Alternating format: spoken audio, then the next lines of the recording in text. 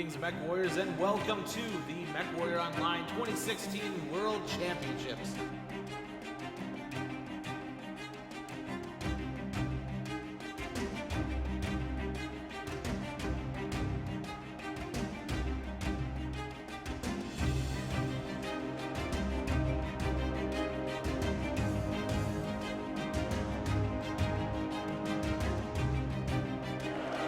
And they have dropped down in the low ground. It is not looking good right now. Yeah, they have got to get out of there quickly. They're going to be in a bunch of trouble.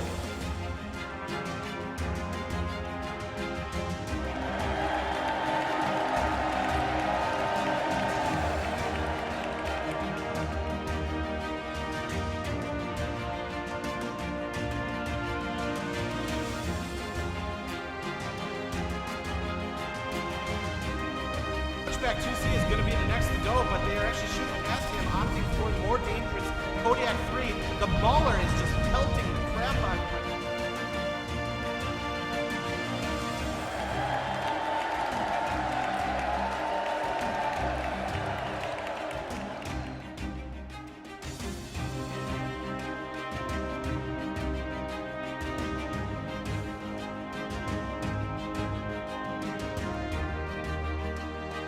The worst thing they can do right now is stagnate. They have to push. They have to push now.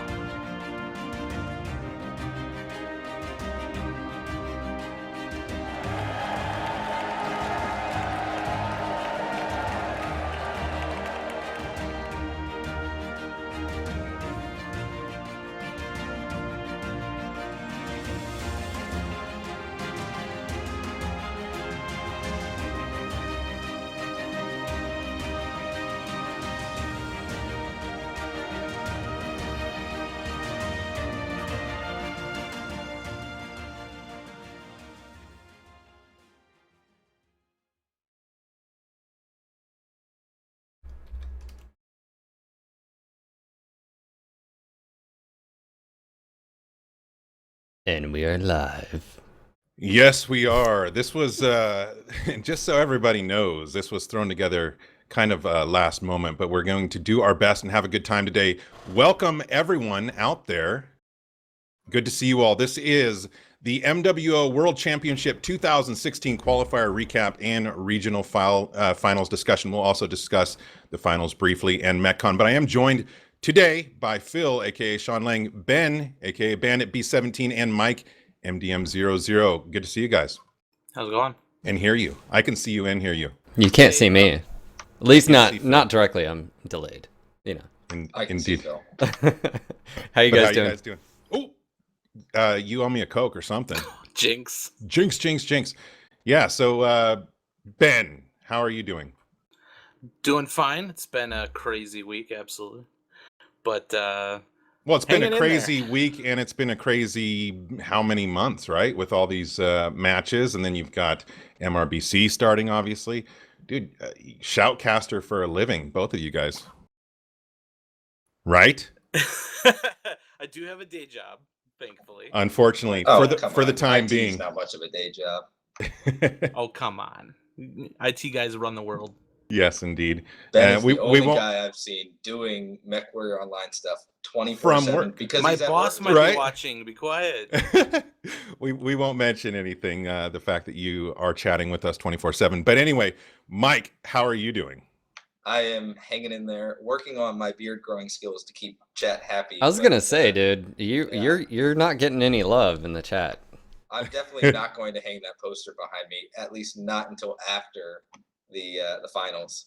That is the number one question I've been getting is when are you going to hang your poster? Wait, which poster? You got one from HBS? No, just the one hiding behind my couch. It's there. been there for 4 Oh. months. Got It you. has been there. Well, I've noticed. For those of us who watch MRBC, I think it's been there during season 7. Jeez, man. Procrastinate much? But Ben, I did notice your new hat and your Thank new banner behind you. Pretty slick stuff. I like them. Right. Go BattleTech, go MWO. But anyway, yeah, the purpose for what we are doing today, this is not a round table. It's more of a podcast. It's a discussion.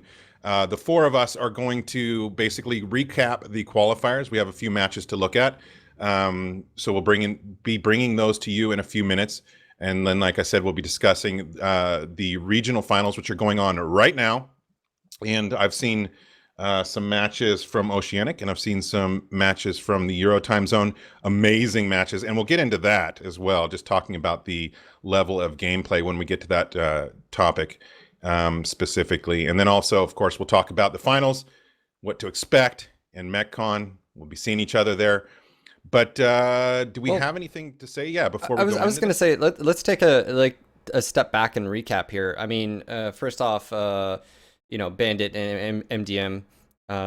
First off, meeting you guys and watching you guys go from where you guys started doing casting of matches, and when all this was going down for the planning of the tournament, and literally from the start, me and Daeron were saying we need to get these guys. Look how much time and effort they're putting in. Look at how much quality. Their passion, and it was so awesome. Like seeing you guys progress, and I'm sure you could probably speak up here on it. No, shut up. I guess the evolution, if you will, like sort of like us podcasts and stuff. Like you're perfectionist. You always like strive to get better. Can you just sort of talk about like how you guys started and why you started? Before that, Bandit, you'll hear us going back and forth between the call signs and the names. But Ben, we did have a discussion literally a year ago, right? At the Steam launch party. I think I pulled you aside. I wasn't there. Post Steam launch party. I'm sorry. On the internet, obviously, but yeah. Yeah. We've been, obviously, Phil and I have seen you guys doing what you do for MRBC and other player run leagues and tournaments and so forth. So yeah, tell us about your guys' journey into becoming the official Shoutcasters. Well, believe it or not, I had like severe social anxiety and I hated public speaking. So that's where I started. I guess I feel like I've kind of grown out of that more now and stuff like that. And I'm not too worried about being in large crowds and stuff, which is cool. That's been a help. But this all started really. Doyle from MRBC, he's the one that is running MRBC, put out a call right after the spectator tool was released by PGI, because MRBC has always been about media and stuff for the competitive scene and showcasing the media, submitting recordings and stuff. So the next step to that is to start getting into the shoutcasting market. And so he put out a call like, anybody want to try this out? And I'm like, I'll try it. Like, what's the worst that could happen? I'll spectate. You'll fail. Matches. Exactly. Yeah. Like, people will be like, "Oh, this is stupid," and whatever. But I remember like the first shoutcasts having like 10 people watching, and just seeing it grow and the. Well, how many support did you from the have community. watching you during MWO Euro the other day? Over 650. 650 people watching. So It from was 10 to fantastic. 650, man. It's been a steady increase, and a lot of it is, it started off with just the people from the teams that we were casting watching, because they want to look back between matches to see where they went wrong or right, et cetera, and then some of the people kept coming back, and then people got genuinely interested in watching that perspective of the battles. And we've made a lot of different changes in our casting styles, listening to feedback and then realizing that was a terrible idea and then going back, things like that. You're bouncing around, trying different things, and Trial I and think error. figured out a good way to just try and put on a show. And then of course PGI was assisting with improving the spec tool and stuff like that, and I look forward to seeing what they can do with the spectator tool in the future to continue growing that aspect of the game. It would be fantastic. All right, well, I have a question for you, Mike, and kind of pertaining to the two of you together. I think, you guys, when I first started watching you, I saw kind of a diamond in the rough. And it was both of you individually, but I think even more, it was the two of you together. There was something that just worked, and, I've been obviously working with Phil for a long time, and working with a partner can be a challenge. I'm not saying Phil is a challenge, but I'm definitely a challenge. Let's be honest. As am I. We are with each other. But how did that whole, you guys doing it together come about? Was it just from you guys being in Marine mechs together? Did you feel that you guys had a chemistry? Because I totally, still to this day, just like when I first started watching you, feel like you guys have some of that magic that just makes it work. How did that work out as far as you guys coming together? I think you really nailed it on the head. We still are in Marine mechs together, and I think the chemistry came about when we were looking for drop commanders for our competitive team. Ben stepped up to the plate, and I kind of said, you know what? I'm not afraid to be a public speaker. I'm not afraid to say things, to try and project over people, although I admit sometimes I can't win against Ben. But I was like, I'll help out. I'll be our second. Phil knows how that feels. Team. Yeah, exactly. And so that was kind of, we started playing together as drop commanders and arguing a lot on strategy. I will be the first to admit that Ben is a far better strategy kind of commander than I will ever be. My strategy consists of run that way, shoot them. I think I like Praise to make W. up for that. Yeah, praise W, but it doesn't always work in competitive play. I think I like to make up for that. I think I'm a little more consistent of a target caller than Ben is. I'm not as good as yelling, but that's kind of where we got the chemistry fun from. And then it was kind of, Ben was like, yeah, we're doing this shoutcasting thing, and I think it would be cool to have two people. Would you like to do it? I did it, and I was like, this is really cool. And I've personally enjoyed it a lot. I'm going to give a little bit. I've seen some comments about it. I'm going to give away a little something here. Ben and I have talked about it. A lot of you may remember our picture-in-picture on the streams. We will be trying to bring that back soon, very soon. It's just a matter of time. Yeah, probably. Thanks, Comcast, but a matter of time, and we will have that back. I know you guys missed it. So it's stream quality issues with your internet. And it's funny because I was reading comments about how some people wanted more first-person perspective, and then you've got this other perspective that you guys, from top down, gives you a better sense of what overall is going on. And as soon as you go down to and it's very difficult, that sort of balance. It's a very narrow view, and that's why I've always liked the top down. It feels a little bit more like an RTS, almost like Mech Commander kind of style of thing. Just being able to see it from there. But I do see the merit in being able to see people making their shots and see how close to their cover they are and stuff like that. But getting in and out of the cockpit, you start to lose one aspect of it. And that's why we liked the picture-in-picture, at least for while it was working, because you can have the best of both worlds. He can be controlling the camera of which cockpit he's watching, and he can find the most interesting stuff to watch, and then I can continue giving that overhead view. And we'd like to definitely grow that aspect of it. We just need to try and get the delay down and keep the frames per second high. So you heard it here. Ben fancies himself and likes to be a mech commander. The only thing is that during those matches, they're not following your commands or your orders sometimes, right? Sometimes I'm like rocking in my seat trying to get people to go. Like, why aren't they going? I would be making them go. But in the end, hindsight's 20/20, and having an overhead view gives you better scouting than any light mech on the field. So sometimes they don't know the same thing as you. And that's why I keep going back to over and over again, the value of scouting in this game is immense. The value of information. If you want to ever talk about infotech, who even needs in-game stuff for that? You got to have good pilots that can do it for you, and that's huge. Eyeballs, yes, absolutely. Yep. That is your best infotech. And I think we'll see some examples of that in the matches that we're going to be watching here momentarily, basically. But anyway, to finalize on what we're saying, you guys are doing, you've always done a great job. I think you're a great matchup. I think you guys know each other's strengths and weaknesses and know how to work well together. Don't step on each other's toes. So it's great. I've been enjoying it since the beginning. I've totally seen improvement from both of you guys as far as just your casting quality, your commentary, your knowledge of what's going on, the different builds, the different strategies and tactics and so forth. So it's awesome. It's been an amazing experience getting to see you guys go from beginning to end. And then it's going to culminate with you guys at MechCon in front of a bunch of people.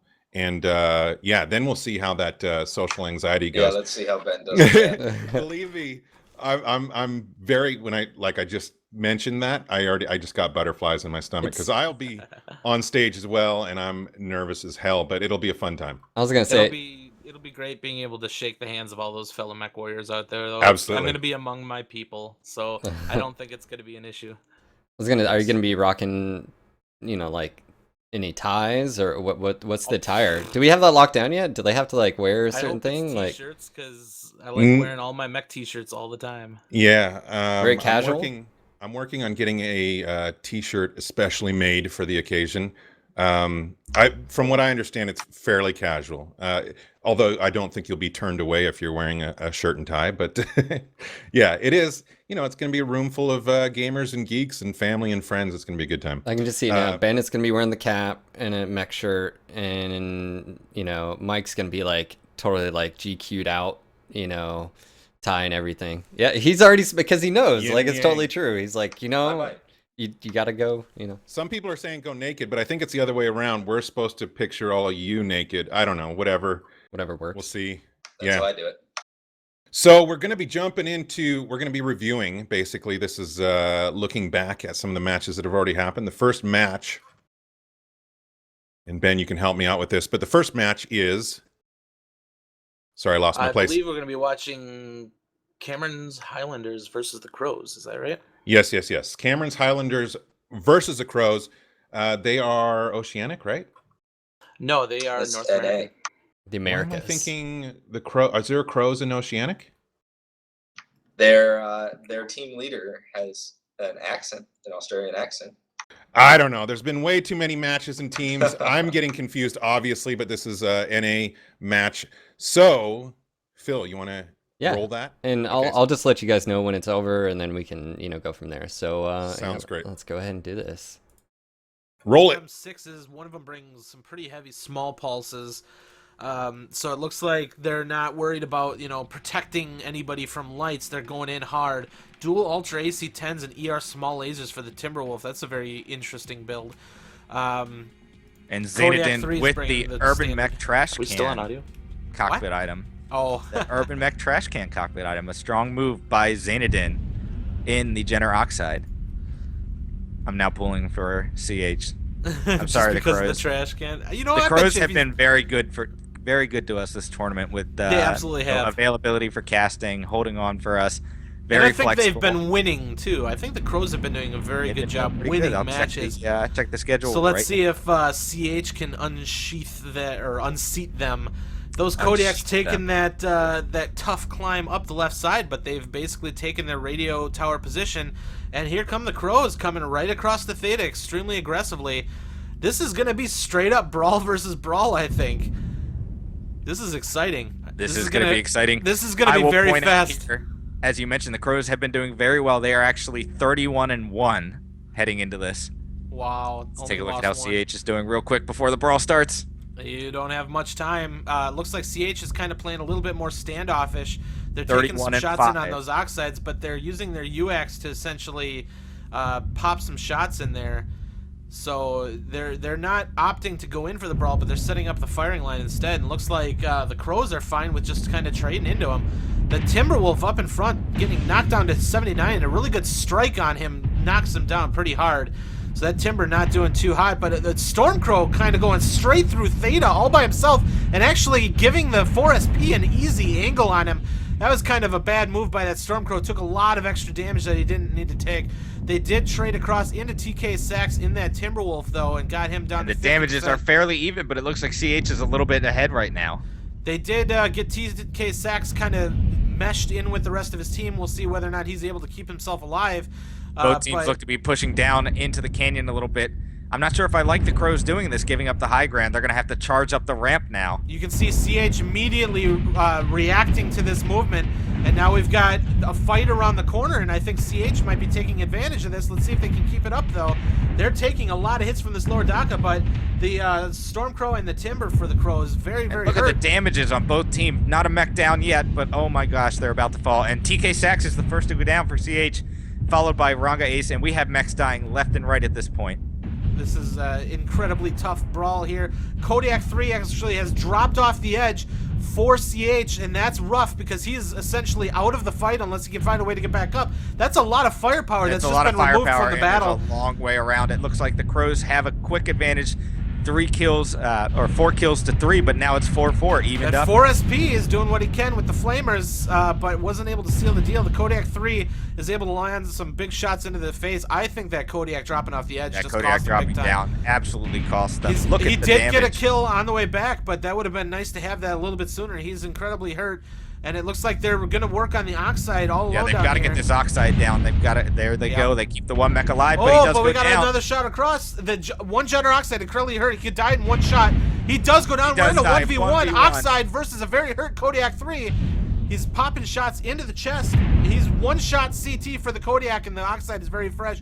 He should be able to seal the deal on this, but the Kodiak doing his best. Down with the next shot. Oh, there it is, right to the chest, and the one-on-one clutch for Gunner 23 for the Crows pulls the win. Wow. What a hard brawl. Look at how close that was. You can't tell me that Kodiak 3 dropping off the edge I absolutely didn't just think lose that for difference in CH. that match. I think if he stayed up top, that would have potentially caused this match to go the other way. Wow, so close. I mean, you basically have to look at it, that one mistake by that Kodiak. Just one error cost him the match. Well, it certainly can be said that's the case. I mean, Or we don't know. you know, if he would have been in the fight, it would have probably edged them closer to winning. That's what it feels like to me. But real quick, both of you guys, do your magic. Give us some commentary on the match. Phil and I will interject as we see fit. But tell us your experience with that match. And again, watching it now, what did you guys think?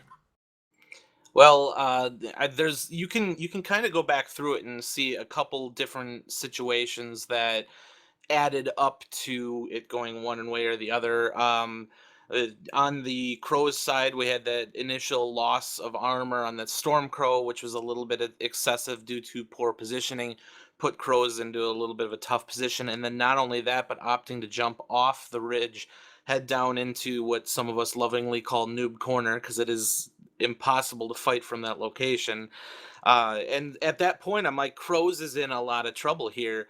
But the saving grace, in my opinion, was they got their lights up into the firing line for CH. CH had a gorgeous firing line at the top of that ridge, and I think it was going to be a slaughter. As soon as those lights made it up there, they started getting CH mechs to turn around and force that Kodiak to drop down, and that flipped it so hard in the other direction to really give Crows the opportunity. On top of that, then just coming down into just landing the shots and getting the kills, CH definitely fought hard, but having that Kodiak, I guarantee you, would have made a big difference if he hadn't fallen down. But if the Crows didn't get those lights up in there like they did, they could have just gotten slaughtered coming around that corner. Well, I think it's two things that really cost CH that match. Like we said, the Kodiak dropping down, and that is so much just situational awareness, and it's one of the hardest things to do. You have no idea really what's behind you except for what your memory tells you from what you saw while you were moving there and what you remember from the match, playing the match. Obviously, these teams have played Canyon Network a million times, and they know that area, but still, in the heat of the battle, you need to know how many steps back you can take. Unfortunately, you know, just one little mistake like that. But I think the other thing that happened was CH at the end there, when it was kind of down to 4 mechs on 4, there's just a few, you know, half the team left. Some of the lighter mechs for CH moved down into the canyon, but the bigger mechs, the Kodiaks and some of those mechs still left standing, were still up high. And it sort of allowed the Crows to almost pull back a little bit around the corner and deal with the lights first, and then that Kodiak. It really felt like not only did that Kodiak take himself out of the fight, but CH was so anxious to keep the fight going that they moved in away from their heavier support down into the canyon. And, you know, the Crows, on the other hand, they were already there. I mean, I think it's, again, those two things really cost it for CH, because to be completely honest, when I watched that live and when I watched it again, I felt the CH had the better positioning, the better opening sequence, more damage at the beginning. I really felt the Crows needed to be aggressive from the start. I thought they hesitated twice Once not coming over Theta, but still that Stormcrow, like we said, getting beat up, but then also hesitating when they dropped down to the side. They kind of hesitated around the corner and tried to trade from that lower corner in the canyon. And I think both of those hesitations cost them a lot more damage than they needed to, and really made it closer than it had to be. But then, as we saw, CH with a couple mistakes at the end. So I have a question, I guess, for you two. Did you talk to those guys, and were they aware that the Kodiak was out of the fight? Were they aware at all, as far as the other team? Like, did that guy say, I just freaking fell off the cliff? Like, the commander was like, yes, go, go, go, shit, I just saw him drop off. Was it something like that?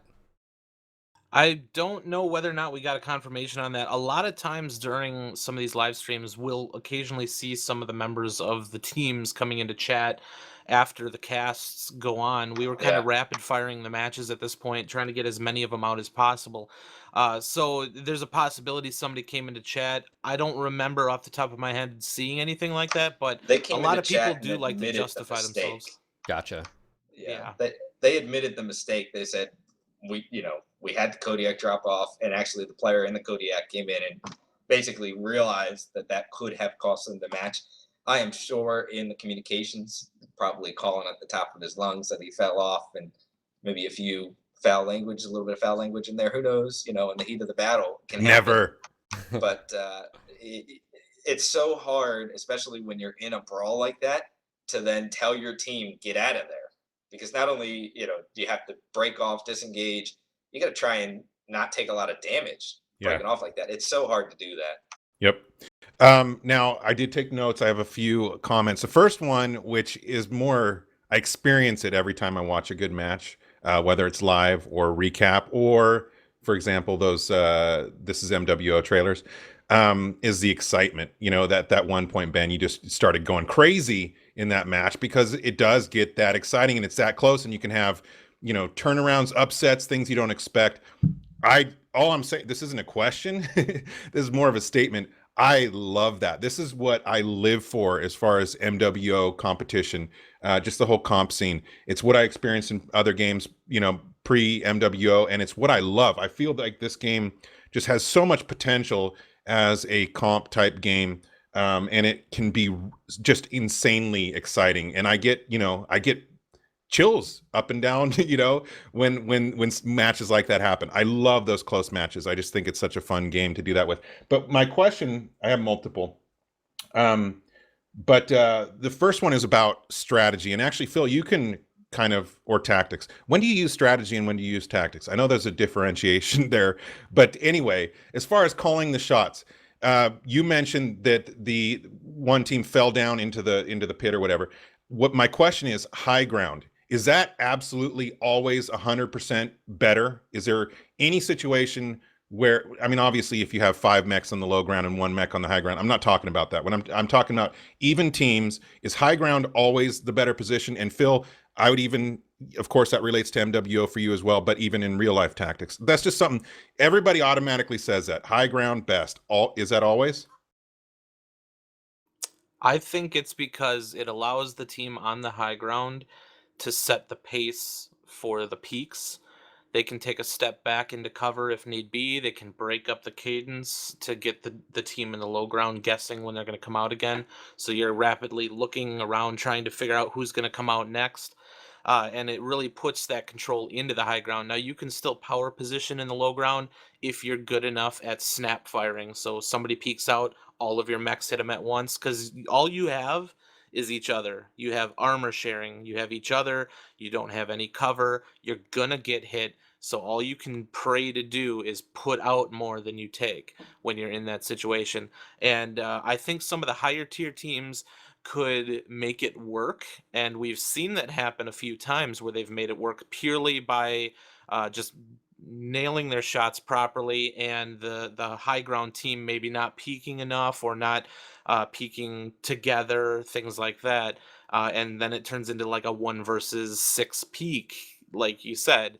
But more often than not, and especially in the mid to low tiers and stuff, high ground frequently wins, just purely because they can just back up behind cover if the heat's control on. the situation better or Exactly. whatever. Yeah. All right, cool. And anybody else have any thoughts on that? I just want to add that you need to know going in beforehand, and this is a huge thing in competitive MechWarrior online play. You got to have your deck set up for a high ground strat. You can't just go into a match, with any sort of mech and do any sort of strat and have it work well. High ground strat, you might want to have some, high mounted weapons, so you can, like Ben said, peek with just a little bit of your mech going over. If you've got low mounted weapons, low mounted arms, and you're on the high ground, you're in like a dire wolf or something, you've got to march forward to the edge of that hill or whatever you're on, aim down to shoot, and your whole mech is just silhouetted, that's like a shooting gallery at that point. So it works, yes, but you got to also plan to run that strategy. I mean, I would have to agree. I think, the one thing I see often is if you ridge poke by yourself, you're going to get blasted by 6-8 mechs and vice versa. And then, of course, just like MDM said, is what happens if you are on the low ground and your mech can't pitch all the way up and you've got torso amount of weapons and then you can't, or arms. I mean, and I think that, goes into, and also I think in this case is what happens if your assaults have to go up the ramp. Are they moving slower? Again, are they at a disadvantage because of the speed? And do your lights and mediums and heavies get up there first and they're engaged, but then the heavies, assaults aren't? So, of course, I think there are some probably maps, probably not on Canyon necessarily in that position, but there are some inclines that assaults would be impacted more than the lights, mediums, and heavies. All right, we are on a time crunch here, so let's go ahead and get ready to move into match number 2, which will be... We've got RCGB versus 12th. Is it? It's just 12 Zyken. Zyken? Yeah, it's not 12th. As far as I know, it's 12 Zyken. Another great match, a lot of fun. So, you ready on that, Phil? Yeah, here we go. Let's roll it. All right, we are getting started. Taking a look at some of these quick builds here. Stormcrow bringing 4 SRM6, 3R medium laser, Oxide, of course, 4 SRM4, 6 SRM4 for the 2C. On those 6Rs, they are bringing 2 Gauss rifle, 6 medium laser for the 6R variant. I have seen that. I actually ran that myself for a while. That's a fun little build there. So a little bit of range, 4 Ultra UAC 10s on both of the Kodiaks. What are you seeing over on the RCGB side? I'm seeing just your standard Arctic Cheetah as a Shadowcat with dual ER PPCs. Can be kind of a fun mech if you can land the shots.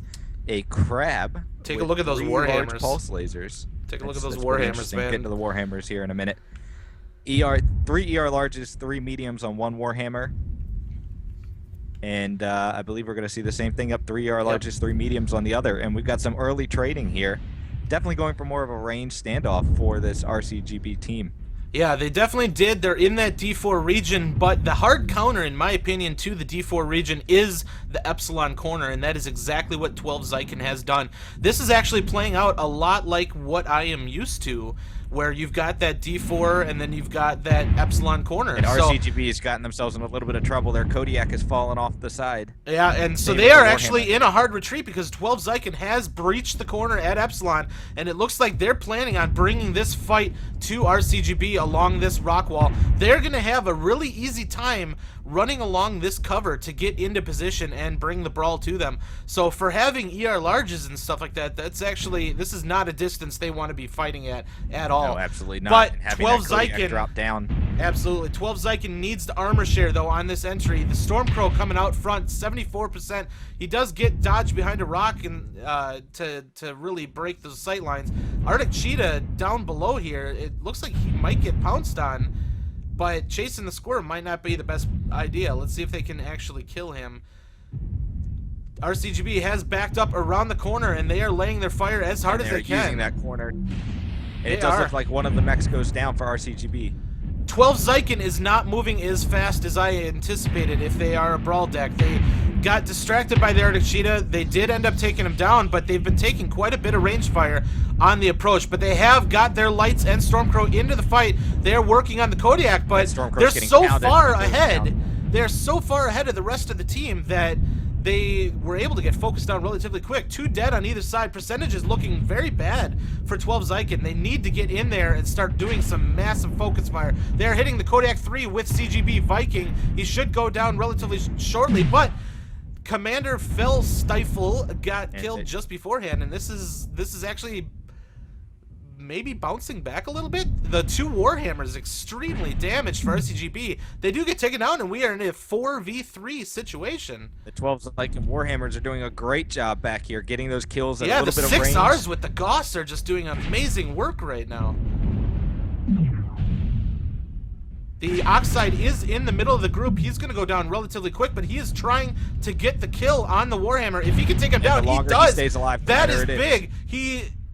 Did they just do a 2 kills? They just got 2 kills there. Double kill. That actually just swung it back in favor of 12.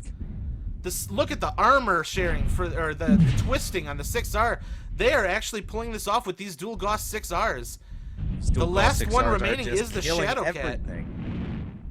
That did not go how I anticipated it at all. That was a massive... I have been surprised. Shadowcat now with the cap advantage, trying to get some distance. If he can take out that Oxide... chasing him down, but that Oxide is 1 touch. Yeah, he is definitely 1 touch. This is not over yet. This Shadowcat can play this very carefully. Let's take a look in his cockpit and see what he's seeing quick. He's got the dual ERPPCs, jump jets, mask. I mean, if he can get distance, he could potentially do some work, but he is up against 2 dual Goss mechs. That is very dangerous for him, but this is going to really come down to these teams essentially making their shots. I mean, this is going to be as raw as it gets, but I'm not going to call this match at all yet. Kara Karkas is the biggest threat at this point. He is fresh across the board except for his back. The other Warhammer is open CT, and the Oxide is about as close to dying as you can get. Oh, he lands a good shot. Very good They both by land Kara. good shots there. It looked like the... And he does get the 1 Warhammer down. This is Warhammer versus get out of danger. Shadowcat. The Oxide is 1 touch, so it really comes down to Kara Karkas to carry this one to victory for his team. Let's take a look at the Shadowcat. Let's see what he's seeing. He's zipping around, trying to get his distance. These dual PPCs, though, he's going to do 20 damage to whatever component he hits, and then a little bit of it spreads out to both surrounding components. He has enough punch to do some work, but it's not going to be able to kill the Warhammer in 1 shot. He's trying to get that touch he wants on the Oxide. He knows it's certain, and he does land it. It is down to a 1v1 situation. 1v1. I don't think either mech can kill each other in 1 hit at this point. The cap's now flipping in favor of, not CGB, but in favor of 12 Zyken. Yep, so they can roll with that for a little bit, but we're having ourselves a little bit of a 1v1 cap run, and if they see each other, they are going to start shooting like crazy with these ranged weapons. What's the ammunition looking like on that Warhammer?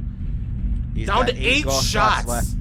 He needs to land these shots very to kill, carefully. But he's got to get those hits in. It is. The 6 medium lasers is going to be a good backup for him in case of an emergency, really, but those Goss shots are what he's going to need. The Shadowcat has an advantage with speed. He can outcap the Warhammer. The Warhammer cannot sustain a cap war against a Shadowcat. It's the speed differential is going to kill him. He needs to be able to ambush. He needs to be able to surprise his target. And if he misses a shot, that Shadowcat is gone. And I think we saw a little bit of a blip there. Smartly moving along, getting a minimum cap. I think the Warhammer needs to stay on the high ground. He needs to predict the movements of the Shadowcat and see where he is going to be. For some reason, the Oxide is still showing up as live, but we are definitely, and this is why I don't go first person all that often, Gamma is actually getting flipped. See, this chase, I don't like this chase. Kara Karkas cannot just follow in the footsteps of the Shadowcat like this. He needs, and especially being down on points, and I think he just realized that. He knows where he's going to Kappa. He's got to get the kill. He needs to get near Theta. So at least he's in the center of the map. He needs to predict where the Shadowcat is going to go next, and he needs to cut him off. That is the only way that 12 Zyken is going to win this. They can't just follow each other, and I think that's exactly what Kara is realizing now. There is, with as few caps as there are right now, they have enough time to get this done, but they need to get up there. This is incredibly close, though. I can't call either way. I think the advantage is in the hands of the Shadowcat with RCGB right now, but if Kara plays this smartly and realizes, well, they're probably going to Sigma next, can he cut them off? I suggest he kind of maybe heads over by Epsilon even, but it's not going to be a cap win for 12 Zykin. It's not going to be a cap win. It has to be a kill win, and he needs to go get there. Don't even step at Theta. Don't even let him know where you are. Absolutely. And it looks like that might be where he's going. He's just going to get over there, try and cut him off near Sigma. Now, one thing I noticed, the Shadowcat is not going to Sigma. He's getting that scouting information. And he just got the blip there. He sees him, and he misses with the golf shot. He's not going to give him another opportunity. No, he can't. He can't peek that corner again. So what is the Shadowcat going to do? Is he going to... looks like he's dodging back to the left. Let's see if we can get back in cockpit, because one blip is going to be enough to tell you where he's going. It looks like Kara did not see him cut back to the left. That's going to be very bad. Now Kara's cutting to the right where he last saw him peek around that corner. And that seems to be a narrow escape for the Shadowcat, leaving Sigma, heading towards Kappa now. And he might get away with this. I hear him feathering those jump jets, attempting, if any Gauss does fly in, to just get rid of it. But Kara now completely blind. He has no idea where the Shadowcat is. Probably assumes that he went back the other way. But that's going to be such a long run. He has to assume that. He's checking the junkyard, but he needs to assume that he has to head back to Theta. He's wasting time. He's wasting time. He's not going to get it. At this point, it's going to all come down to whether or not the Shadowcat makes a stupid mistake. Yeah. Great job so far piloting by the Shadowcat. Kara did so well in that opening round with this Warhammer, getting those shots on target. Oh, he's peeking up. Get the opportunity he had before.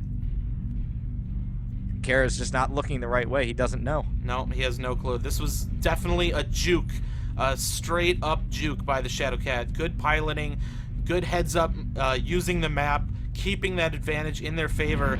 And unfortunately, this is going to be a slow bleed unless something happens here. Well, we might have an opportunity if he peeks up. He's definitely still looking to know where that Warhammer is.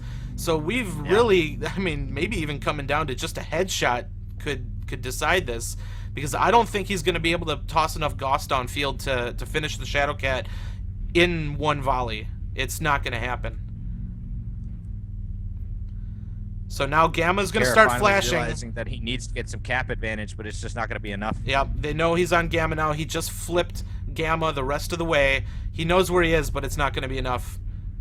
Even at this point, because you have to flip another point, even if he does kill the Shadowcat, I don't think he's going to be able to flip it enough. We'll see. It's 2 caps to 2 caps, but you'd have to neutralize Kappa and Gamma.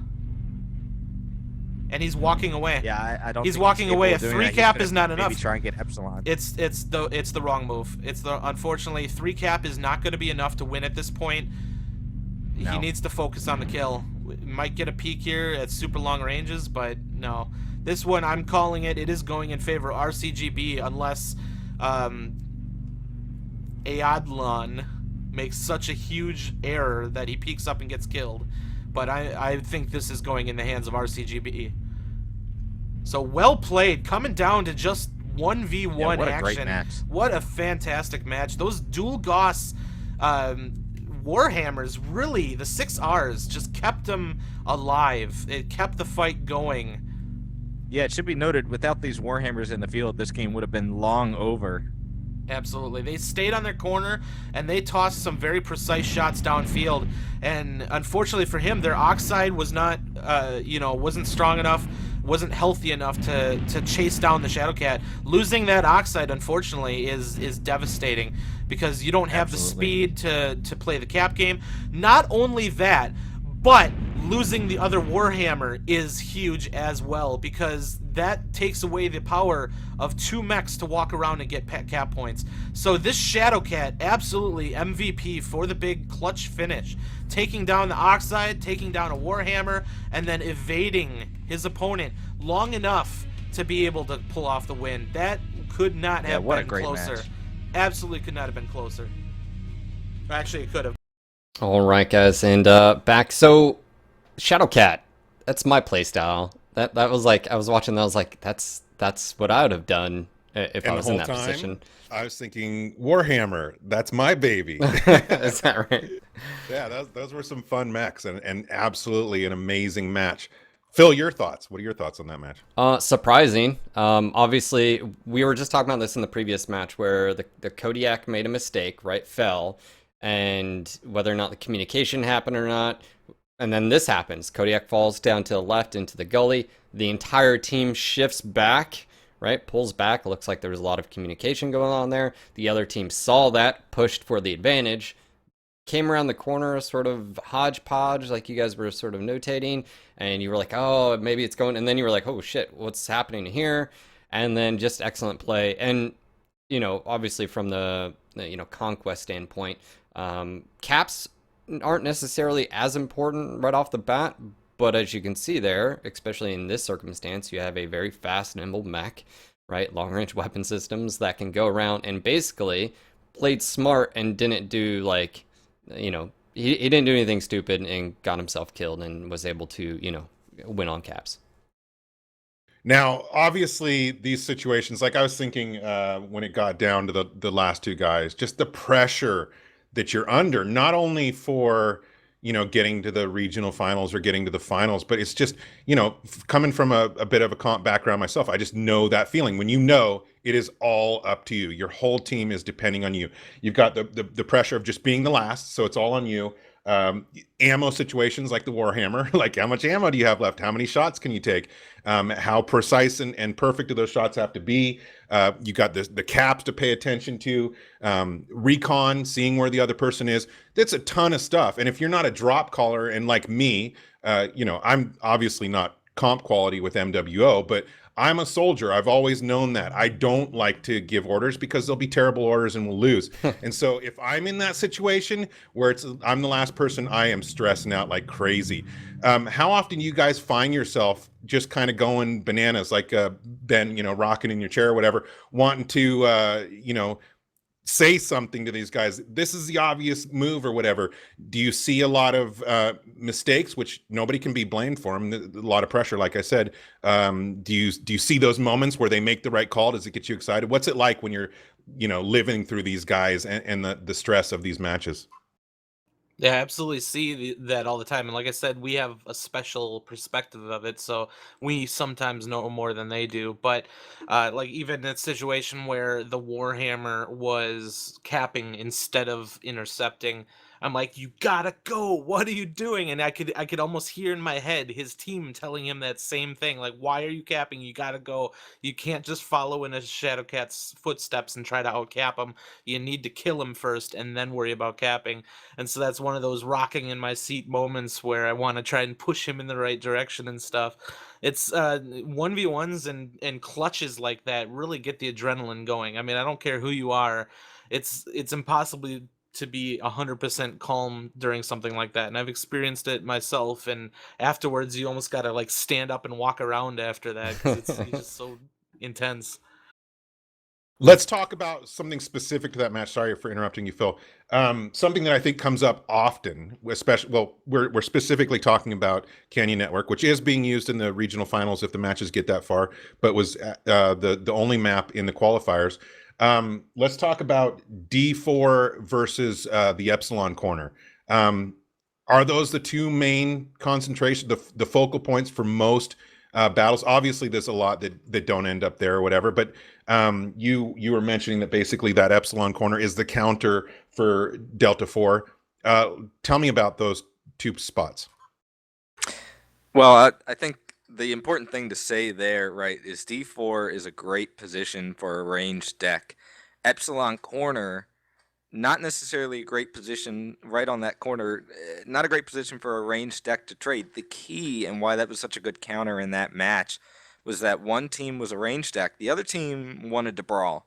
And if you want to brawl, Epsilon Corner is the perfect way to go to get up to Delta 4. It allows you to kind of use some of those hills up on the high ridge. There's these little hills that you can peek from if you're a ranged team on that side, but when you have a brawl team bearing down on you, they can use those hills to break up some of the shots. And I think we saw that in that match. You know, 12 Zykin did a good job initially of that. And then they kind of dropped down into the river, which is a lot less terrain, and it allowed some of that incoming fire to come. But, you know, if you're setting up in D4 as a range deck, you absolutely have to be aware of the fact if there are a brawl deck coming around Epsilon Corner, you need to back up big time, which is what we saw happen. And ultimately, I don't think necessarily that the hard counter that 12 Zykin played led to, you know, the match that we saw. They obviously took some damage coming in because they dropped down to the river. They were able to avoid some damage by staying up top. But I think it really came down to just the fact that, you know, we saw a good response to that push. But then those two Warhammers, I didn't remember watching it again, but I remember looking at the original match thinking, this game is over, and then all of a sudden noticing these Warhammers on the corner just cleaning up with that dual Hell cross. yeah, Warhammers. I mean, they really carried that match for 12 Zykin. They made it so that was a close match. Bandit? Ben? I think his TeamSpeak. Muted. He's muted on TeamSpeak. Yeah, he's muted himself. What'd you do? There we go. Too many buttons. I'm trying to get ready for my match in a little bit. No, I know. Really, like you said, the Warhammers made it close, and it almost feels bad that they weren't able to finish it up. But I really did feel that 12 Zykin was stringing out too much on the approach. They threw a lot of armor to the wolves and stuff, but eventually got in there and got some work done. But this is one of those things where just small mistakes add up to win-loss, even by both teams. And you know, I bet you both teams would wish they could go play it again because maybe they think they could get an 8-0 next time. But it's all about learning in this game, definitely. All right. Again, for the sake of expediency, we are about to drop into the third match and check that out. But real quick question that came to mind with you guys watching this. You guys obviously have a unique situation into where you're just watching dozens, hundreds, or whatever of comp matches together.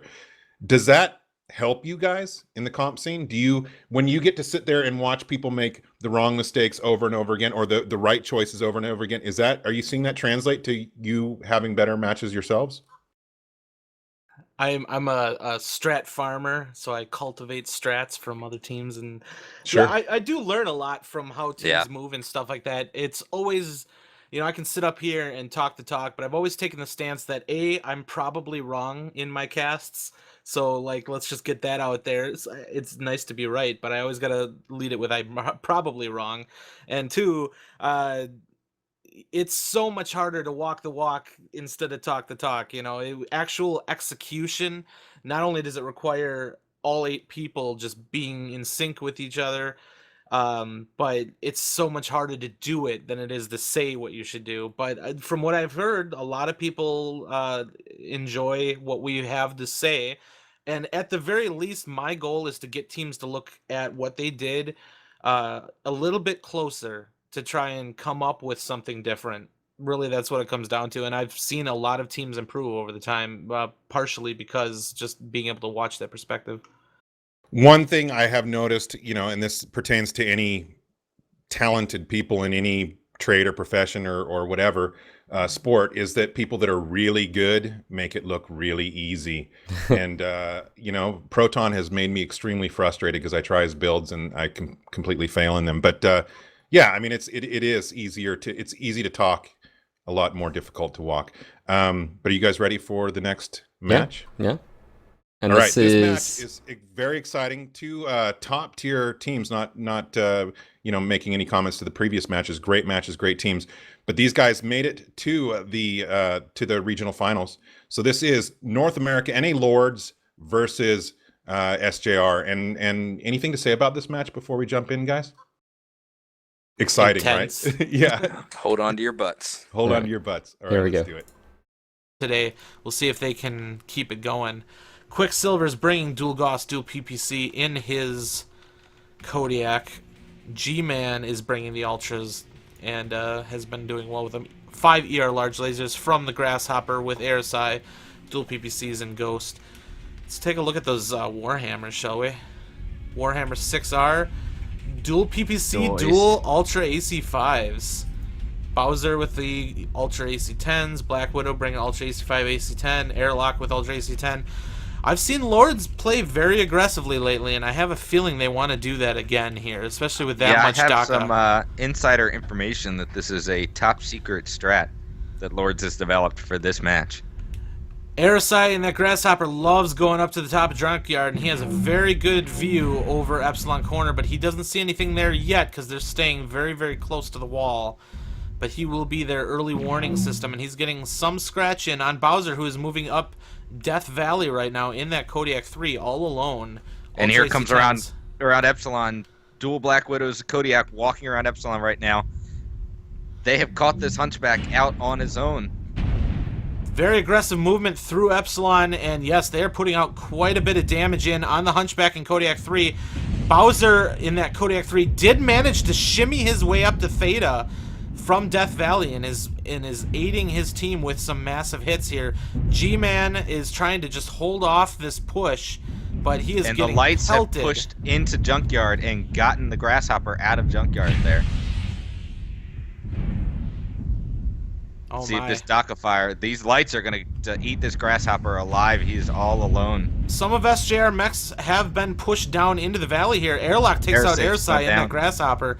But Quicksilver is actually running towards this push with his Gauss PPC mech. He's going to have to land some really key shots here if he's going to keep his team alive. But they are in retreat now. Ghost and Uncle Russ take a couple mechs out, though, in the backfield. Bowser has gone down. Uncle Russ doing what he can against Cubert, who's in Death Valley in his Hunchback with a shoulder open. Uncle Russ backs out. Criven hot on his heels.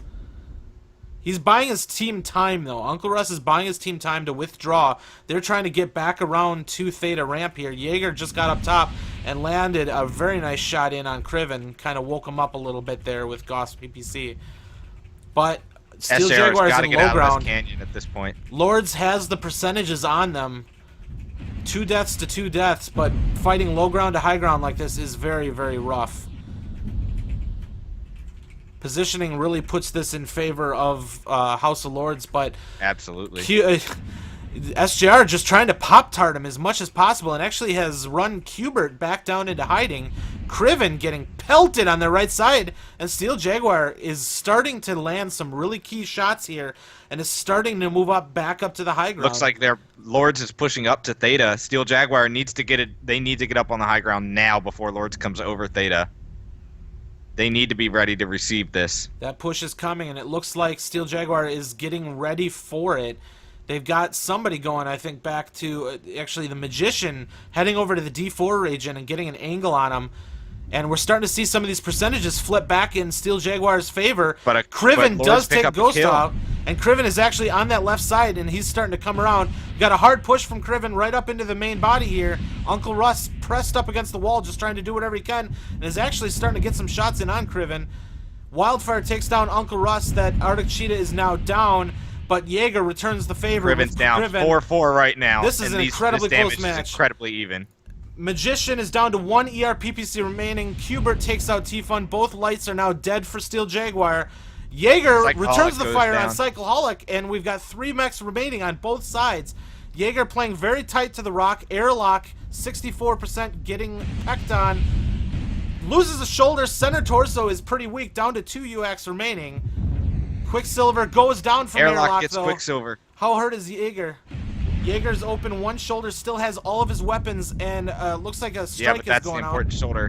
But the Magician moves up, and he is getting pounded for it. I don't know if he should have moved up there. Down to just the 1 PPC. Jaeger and Magician, the final 2 mechs remaining, both of them incredibly hurt. Wildfire at 50% coming around the left side with his... Magician gets the kill.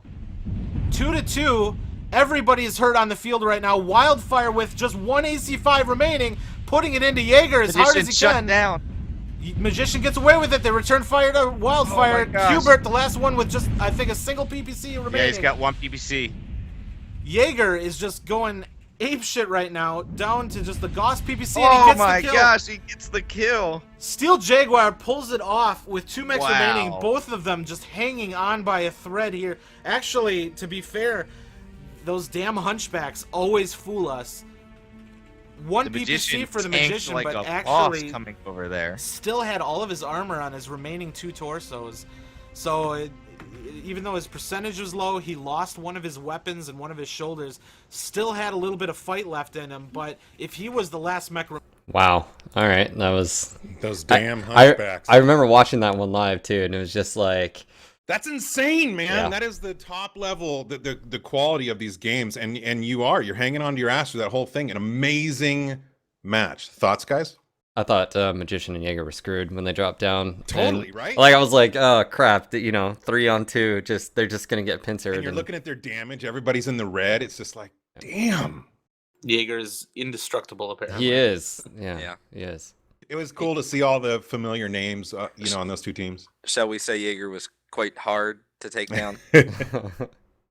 Yeah, nice amendment. But an amazing match. Notes I had. Okay, so right at the beginning, I don't want to mispronounce his name. He was streaming. I've seen him around. RSI? Yeah, RSI. You mentioned there he is in his spot. My question was, and I've seen this before too, how many of these teams, especially the top tier teams, come out and change your tactics as opposed to refine tactics that are working? What, in your guys' opinion, from seeing all these matches, worked best? Was it because obviously teams are going to be scouting each other out, watching their matches, checking out the drop decks, what mechs they're using, what tactics and so forth, and trying to work that into their tactics? How often do you see people change? What do you think works best, changing or refining? I think a lot of times it's refining. I know teams do have multiple strats in their book, and then it kind of gets into a little bit of the whole Princess Bride thing with, you put the poison in your cup, I put the poison in my, kind of thing, trying to say, well, are they going to do what they've been doing this whole time? Love Or that because reference, they know dude. they're playing us, are they going to try something different? Yeah. So you really still have to prepare for all the options, because if you focus just on countering one strat, if they come with something else, it could be devastating. So both teams, I've seen both of those teams running something like this in other matches, and I really think they just tried to refine it, like you said. And one thing to point out, and I've watched these guys for a while now, is both teams very aggressive. I think that's one thing that sets sort of the top teams out there to some of the teams that are just now starting up, is just the constant push firing, and even back in the days of pop-tarting and all that, it used to be where it was just constant pushing towards that speed. And that's why also you don't see like just direwolves everywhere, right? You need a combination of speed, the Kodiaks, the firepower, Timbies, Warhammers, because they got good amount of speed but amazing amount of firepower. What about the setups? What obviously you saw a lot of UACs, saw a lot of PPCs. Was this to be expected what they brought? Was it as secret as you thought? You made a comment at the very beginning. This might have been like their sort of secret strat. Have you guys seen that sort of those loadouts before? Yeah, I mean, Lords had been playing relatively aggressive in the past with kind of this traveling DACA strat, high aggression, high DACA, and SGR had been doing map control pinpoint for quite a bit of the tournament. So it's not really shocking to see them, and it was exciting seeing them come together with those to see who would come out ahead. And it could have easily gone either way with just a single change of one outcome, basically. Yeah, and I think the big surprise, quote unquote, for that match was Lords taking their Kodiaks up the canyon on the inner side rather than coming around the Epsilon corner like they did the rest of their mechs.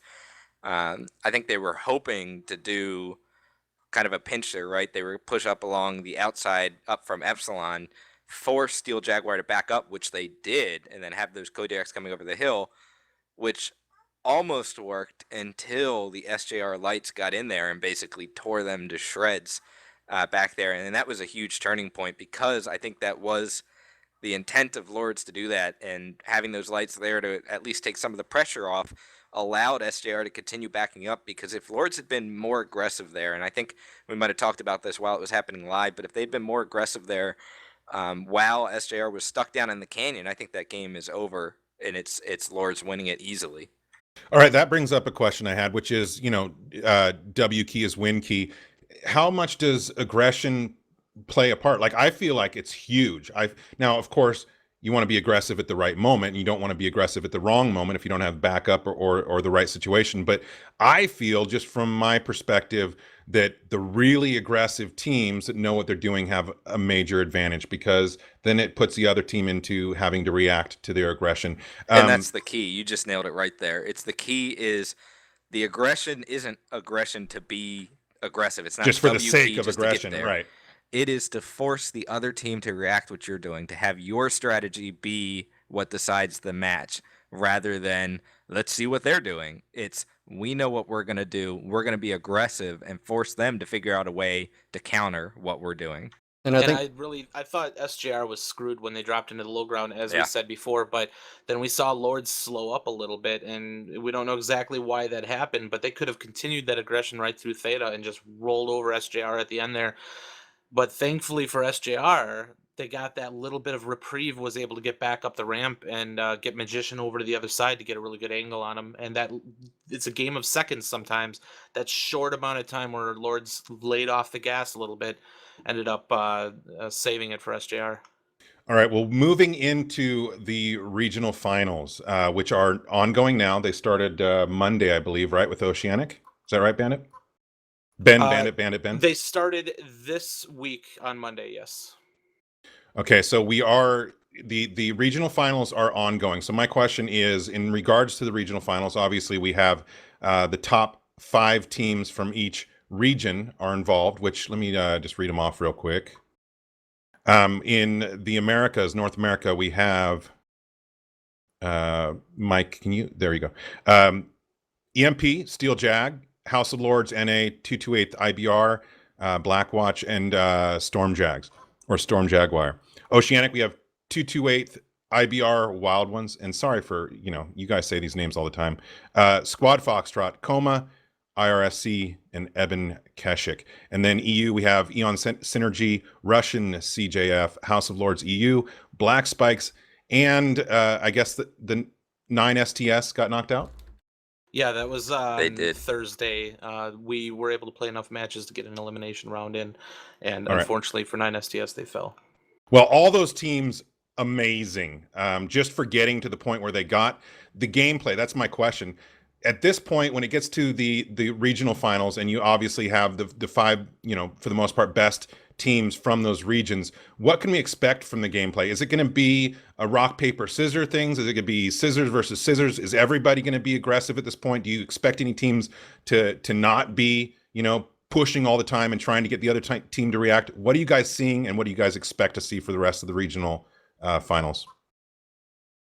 Well, I think a lot of teams in the qualifiers were playing a little bit reserved with their best strats. I guess it remains to be seen. A lot of the higher end teams that kind of knew they were going to lock down top 5 in some way, shape, or form didn't necessarily feel the pressure to bring out the best they had. So I'm excited to see what's going to happen in the finals, because it is for all the marbles now. And we might see some of the same, but refined, or we might see something completely different. It's hard to say, and we're gonna have to just go into it excited to see what they can do. Now, that being said, we did see some fantastic matches in the EU regionals just yesterday. Specifically thinking of that opening match, was Lords versus Russian Jade Falcon. Was that Lords EU?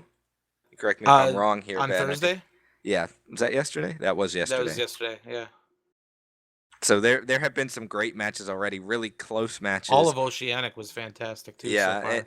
and that's I think what we expect is close matches to the point where I think the biggest difference is you're going to see mechs take a long time to initially go down. It's going to be a while before you get your first kill, and then as soon as you get that first kill, you're going to see kind of a domino effect, because in these higher skill level matches, there's such a fine line between winning and losing that first mech going down oftentimes is just the impetus for the whole game. Domino effect, right? Yeah, just going one way or the other. I was gonna say, when it comes to that, it's like this tipping point. we're attrition of war. Everyone's, I mean, you start seeing it, goes from everyone's green to orange, and then starts red, and then just everyone's getting down, and then it's just boom, boom, boom. Yep. Where you'll see 2, 3, 4 mechs just instantly go out. But I guess a question is, looking towards the future, the map, it's been Canyon Network. What is that going to do moving forward? And well, what is the situation with the maps and regional finals, Ben? All 3 teams voted separately on which map they wanted as their primary map, and all of them voted for Tourmaline. At All least the 3 majority regions. did. All 3 regions voted Yes. for Tourmaline, which was surprising because we wanted to give them the choice, and they all made the same choice. Interesting. So, Tourmaline, I mean, it can be a little bit imbalanced, but even that's been thrown out the window because we've been seeing the team that's supposedly the weaker team coming out ahead. So, it's crazy, and we've seen so many different strategies in use just in these set of, I guess, 7 matches so far that we watched between the 2 regions. It's insane. So I can't wait to see what else happens. Oceanic, all 3 of them went to the 3rd drop for each of the matches, so they did end up back on Canyon Network, and of course that's the map that they've all have a lot of experience with now. We didn't see that on the EU side, but still, those matches were so close. They're very exciting. And Bandit, my son, they're saying you're my offspring in chat. What? I know, right? I don't even know how to respond to that. See, I told you the comparison is always being made. All right, so regional finals are going on right now, not right this moment, but Bandit and Mike have a match to get to, so we're going to try and wrap this up here. Be sure to follow this Twitch channel, /Piranha Games. Follow us up top right there, so you get notifications. You can also check, Twitter. We announce everything. Facebook, YouTube, everything, everywhere, all the things. So be sure to follow all those. We are getting ready. We're finishing up the regional finals, which are going to be exciting. You got to watch those matches. These teams that are going up against each other are amazing. Almost guaranteed, every match is going to be exciting and the edge of your seat. And of course, these guys, Bandit and Mike, are going to be continuing to shoutcast that, and we will get to see them in person at MechCon in December. That's December 3rd, which will also be streamed for everybody if you can't make it. But if you can make it, we're totally looking forward to seeing you there. Let's see. And the finals, we don't know much about the finals as far as, the details, logistics. We're still working through these regional finals. But let's see. Bandit, Ben, Mike, anything to say before you guys jump out of here? No pressure. I know your mind right now is on your matches. I'm sitting here thinking about, okay, drop 1, 4 lights, 4 mediums. See, these guys are. Anyways, they got to get going. So, anyways, we just want to say thank you. Yes, it's been fun, and the Zeus is loose. The Zeus is indeed loose. And also be sure to check these guys out on MRBC Season 8. It's another record-breaking season. You can check them out at mrbcleague.com as well as twitch.tv/MRBC League. Is it MRBC League again? MRBC League, yep. Yeah, Yep. On Twitch. They'll be shoutcasting those. They're getting better and better every season. It's a lot of fun. So be sure to check that out. And we will see you as we continue. Somebody mentioned in chat that we should have done this every week throughout the qualifiers. I agree. And we will have another one of these post-regional finals. So we'll do another wrap-up, et cetera. And thank you. Thank you all for being here. Phil, great job. We had a good time. Bandit, Mike, go kick some ass. And I think that's it. Yeah, guys, just want to say thank you again for coming out here, guys. Thank you to Ben and Mike. If you're new to the channel, don't forget to click follow. It's above now. That way you guys get email notifications. And of course, check us out on Twitter, Facebook, YouTube. All those links are down below.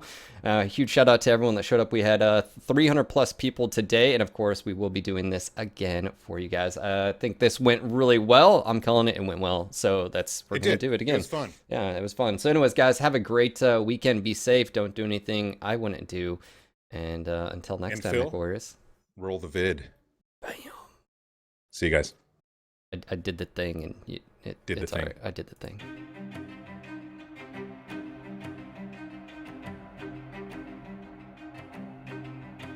Greetings, MechWarriors, and welcome to the MechWarrior Online 2016 World Championships.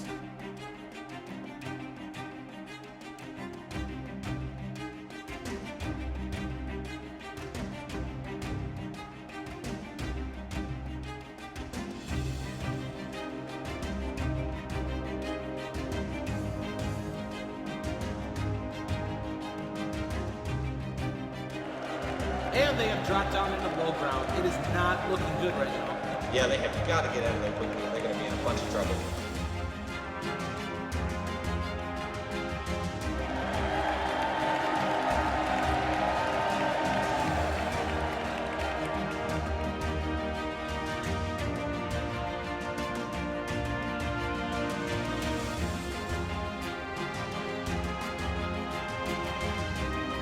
Pushback 2C is going to be the next to go, but they are actually shooting past him, opting for the more dangerous Kodiak 3. The Mauler is just pelting the crap out of him.